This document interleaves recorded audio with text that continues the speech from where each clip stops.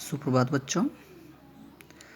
जनसंचार और रचनात्मक लेखन के आपके सभी पाठ पूरे होने के पश्चात आपको कवि अथवा लेखक के जीवन परिचय से संबंधित फॉर्मेट भी भेज दिया गया था।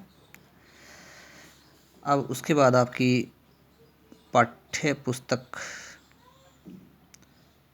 अंतरा भाग 2 के जो पाठ हैं उनका आरंभ करते हैं। सर्वप्रथम जो पहला पाठ है वो जयशंकर प्रसाद जी के द्वारा रचित 2 कविताएं आपके पाठ्यक्रम में हैं। पहली कविता है देवसेना का गीत और दूसरी कविता है कार्नेलिया का गीत। तो पहले हम देवसेना का गीत इस कविता पे विचार करेंगे, इसके प्रसंग और इसके भावार्थ को समझने का प्रयास करेंगे। कविता 6 काव्यांशों में विभक्त है देवसेना का गीत, इसलिए इसको हम 3 दिन का समय देंगे। 3 दिन में ये कविता आपकी पूरी होगी। आज केवल पहली 7 पंक्तियों को लिया जाएगा। कविता अत्यंत सारगर्भित है, इसलिए पूर्ण व्याख्या के साथ अलग से भावार्थ, विशेष और संपूर्ण प्रसंग का उल्लेख ज़रूरी हो जाता है। तो आज का जो अंश हम लेंगे वो होगा आह वेदना, यहाँ से अनंत अंगड़ाई, यहाँ तक का अंश। संदर्भ कक्षा 11 में आपने लिखना सीखा था।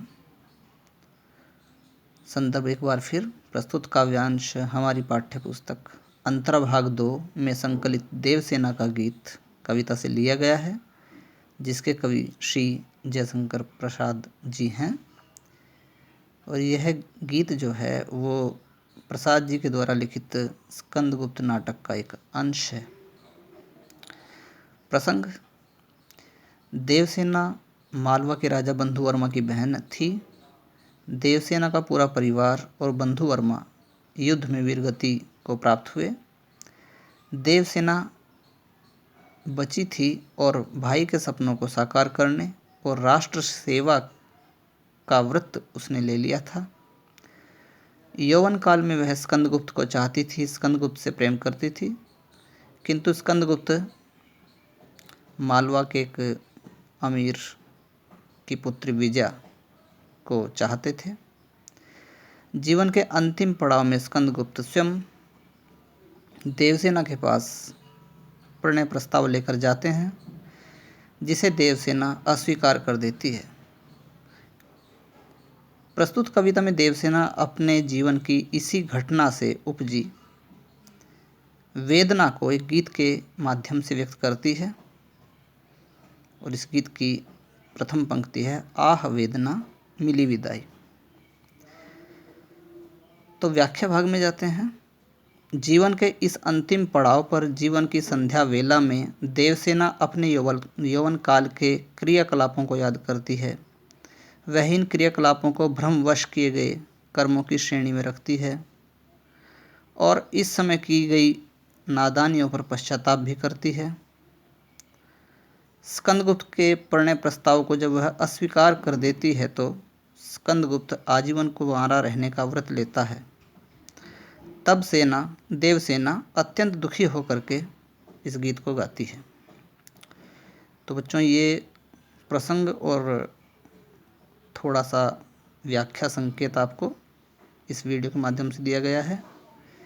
इसी काव्यांश की पूरी व्याख्या और भावार्थ आपको आज के दूसरे वीडियो के माध्यम से भेजा जाएगा। साथ ही जो काव्यांश का विशेष है, या कह सकते हैं कि शिल्प सौंदर्य है, भाव सौंदर्य है, वो भी आपको आज के ही दूसरे वीडियो के माध्यम से भेजा जा रहा है। आशा करते हैं कि ये काव्यांश आपको अच्छे समझ में आएगा। यदि कुछ रह जाता है तो आप 1 बजे से 3 बजे तक का जो समय आपको इंटरेक्शन का दिया जाता है, उसके अंतर्गत आप अपने प्रश्न पूछ सकते हैं। धन्यवाद।